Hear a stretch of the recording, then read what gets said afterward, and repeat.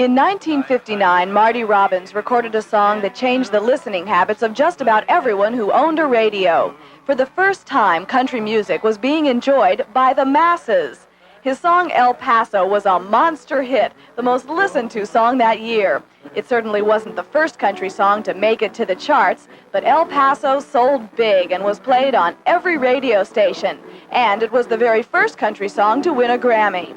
And though it was a quarter of a century ago that Marty first put the words to that compelling tale on paper, he still belts out the same verses that made him a super legend in country music. Maybe tomorrow a bullet will find me. Tonight nothing's worse than this pain in my heart. And at last here I am on the hill overlooking El Paso. I can see Rose's Cantina below. Since El Paso, Marty's written over 500 songs, received 2 Grammys, and has any number of gold albums to his credit, plus 4 platinums. In Nashville, however, he's just another country music legend. Somewhere between Hank Williams and Elvis Presley, Marty's found his niche in country music. The cowboy songs and the country songs, and there is a difference, that is American folk music. Just like Dixieland jazz, I like cowboy songs best. That's best. That's my favorite. But it's pretty close between the real cowboy songs now. I don't mean urban cowboy.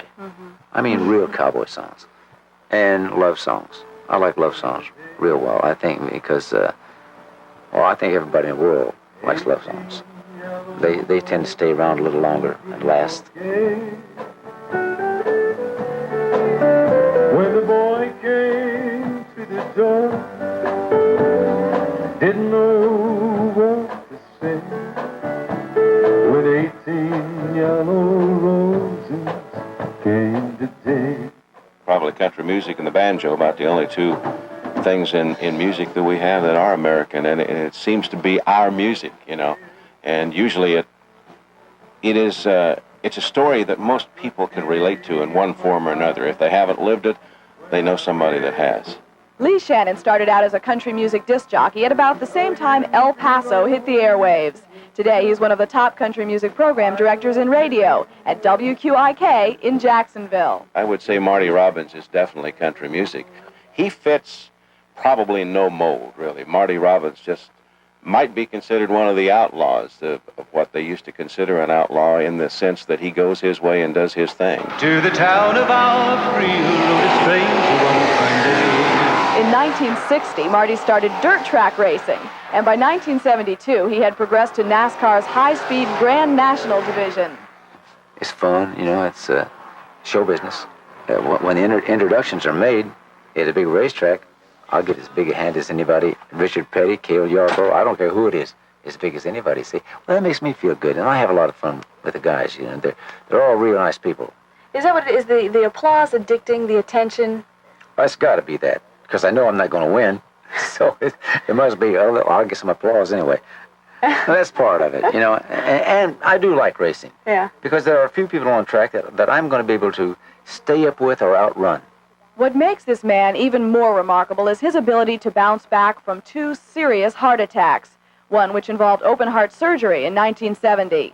Then, in 1975, at the Charlotte Speedway, Marty risked death and slammed his car into a concrete wall at over 150 miles an hour to avoid hitting a stalled car. He nearly lost his right eye and received 47 stitches across his forehead. I have been near death so many times, you see, that now I am not afraid of death. So now I can enjoy living, you see. And to really enjoy living, you just can't be afraid of death.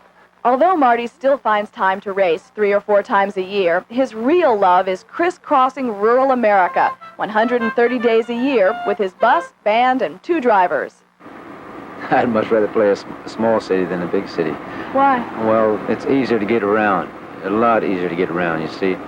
And the people in New York are the same. People who like country music in New York are the same as the people who like country music in Douglas, Georgia. At the Holiday Beach Resort in Douglas, Georgia, his fans line up. Today, they've come from all over the Southeast to hear Marty sing and to watch him perform. Well, he just gives me the idea that I want to just get on my horse and ride. I just like his style. He's the best singer that I know of today. Well, because I think he plays to the people. Because he's a good singer. That's all the people want. It's just the effort. If you make an effort to please the people, and that's all you can do. And when they know that you're sincere and you're trying to please them and you're trying to have fun with them, you can't miss. How are you? CBS Records, Marty Robbins. There's standing room only for this performance, and for Marty, that's payment enough. Still, he has big plans for his future. Another Grammy and a top country hit in the making. And that's a tall order coming from a man who suffered his third heart attack just 8 months ago. I want to live as long as I can and enjoy life as long as I can. And when I'm through enjoying life, that's when I want to pass away. I don't want to die. Don't misunderstand me, you see. Yeah. I want to live, because I don't believe in reincarnation. And they say when you're gone, you're gone. You don't come back. I mean, that's the way I feel. I would like to be remembered as a good entertainer, a good person. I think maybe better as a good person.